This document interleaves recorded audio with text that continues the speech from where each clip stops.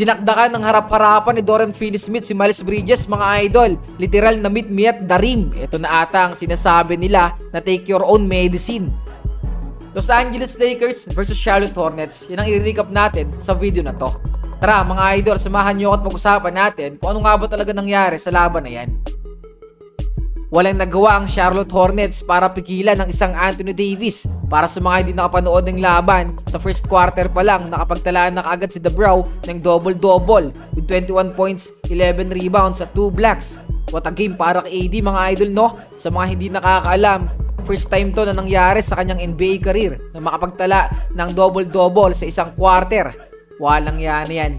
Nang dahil sa malahalimaw na performance ni Anthony Davis sa first quarter at ganoon na rin ng Los Angeles Lakers, nagawa nilang tambakan itong kupunan ng Charlotte Hornets ng as many as 20 points sa score na 39-19 at the end of the first quarter. Grabe ang panimula na to ng Lake Show, mga idol, no? Talagang makikita mo na gustong-gusto nilang makakuha ang panalo sa laban na to. Pagpasok ng second quarter, tila nagkabaliktad naman ang pangyayari, mga idol. Sa mga oras na to, umaarangkada naman ang magandang opensa ng Charlotte Hornets na naging dahilan para ibaba ang kalamangan ng Lake Show sa single digit.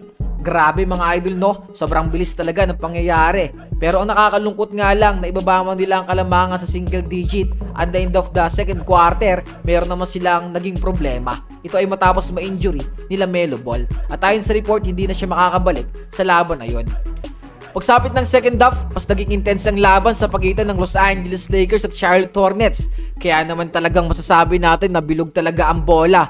Biruin nyo, after being down ng as many as 23 points, naibaba nila ang kalamangan ng Lake Show sa 2-point game sa score na 84-86. Walang yan mga idol, no? Hindi pa rin talaga nagpapatalo itong kupunan ng Hornets sa sarili nilang bahay.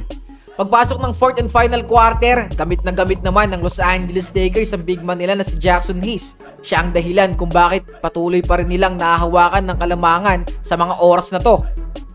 Bukod kay Jackson Hayes, nagpakitang gilis na rin sa mga oras na to itong si Jared Vanderbilt.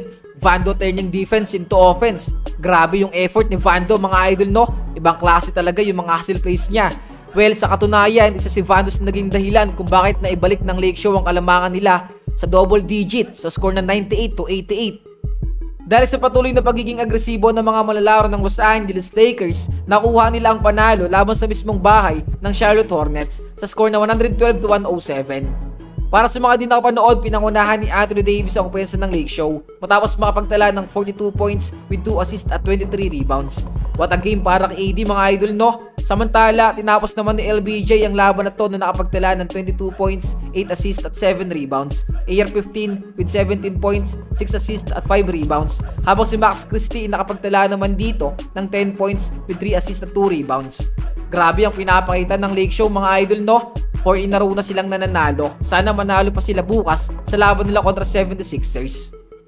O nga pala, mga idol, bukas ng alas 8:30 sa mismong laban ng Los Angeles Lakers kontra 76ers, magla-live po tayo sa playback. Kita-kits na lang tayo dun, mga idol. Kaya ano pang hindi hintayin nyo, download na at manood ng NBA kasama si King Jan. Bago ko tuluyang tapos itong video na to, gusto ko lang pala i-shoutout ang mga sumusunod. Shoutout sa iyo, Ado Cesar, Wilbert Gacco, Idol Kyle, Lyndon Bulosan, Mark Anthony Trofeo, De La Cruz family, Ria Velez family, at saka kay Idol James Russell. Maraming salamat sa suporta nyo, mga kasolid. It's your boy King Jan. I'm out.